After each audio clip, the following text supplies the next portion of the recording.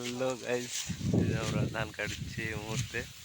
এই যে কৃষক মাঠে এখন কাজ করার জন্য নেমে পড়ছে, খুব প্রস্তুতি দিয়ে খাড়া আছে একজন।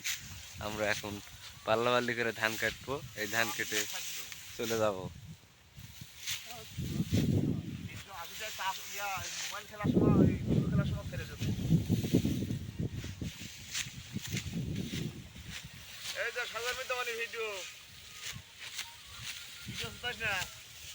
ভিডিও তো করাই লাগবে, কৃষককে উচ্চ পর্যায়ে নিয়ে যা লাগবে আমার।